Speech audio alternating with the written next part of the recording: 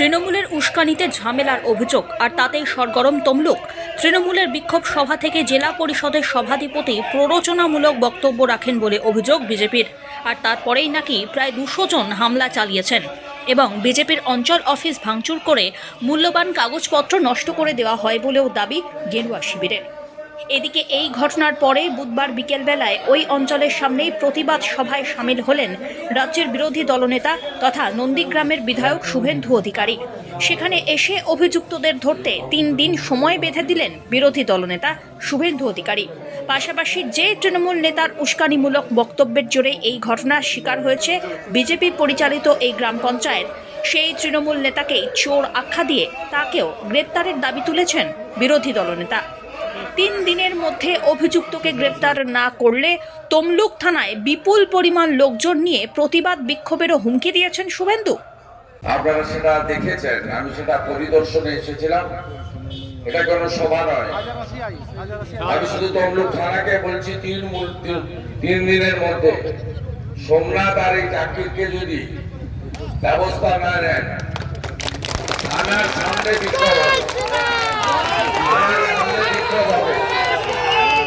এই গুন্ডাদের কি করে জব্দ করতে হয়, সোজা করতে হয় আমি জানি। আপনারা ভোট দিয়ে চোরদেরকে তাড়িয়েছেন পঞ্চায়েতে। সোমনাথ একটা ডাকাত, অন্তত 20 কোটি টাকা চাকরি দেওয়ার নাম করে তুলেছে।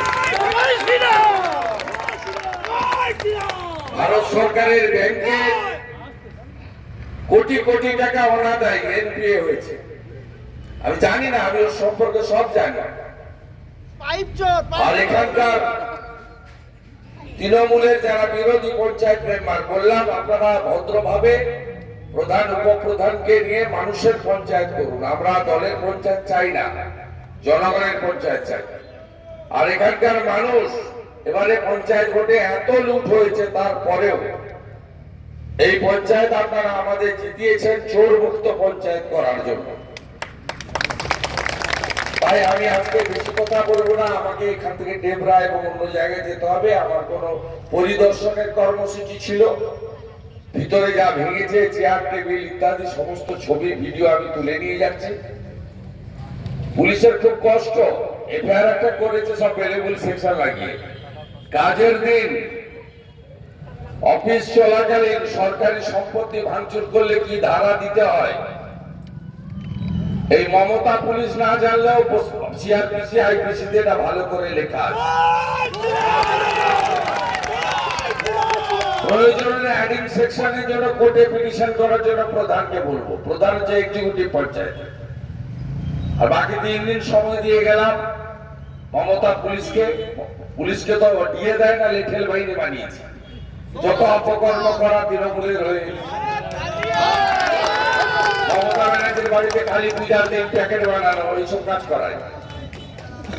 আমি বলে গেলাম, না হলে এখানে সমস্ত বিজেপি নেতৃত্বরা আছেন, আমি আলাদা করে নাম বলছিলাম। বড় বিক্ষোভ হবে তমলুক থানায়। কয়েক হাজার লোক ঝান্ডার সঙ্গে ডান্ডা লাগিয়ে থানার দিকে যাবে। বলে আমি শেষ করলাম। এই গুন্ডারা হেরে গেছে। মাল কামাতো, মানরেগার টাকা লুট করতো, আবাস যোজনার কাটমানি খেত।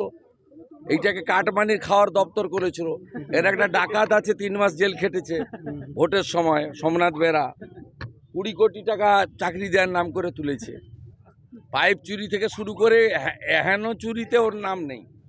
সব জায়গায় চুরি। চোর মানে সোমনাথ বেরা।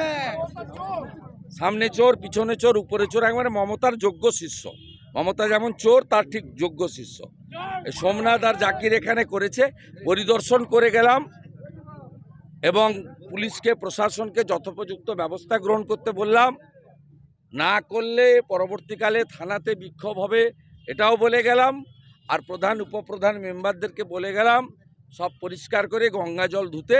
মমতার চোররা এখানে অপবিত্র করেছে জনগণের পঞ্চায়েত, পরিষ্কার করার জন্য। Bureau report, one India Bangla.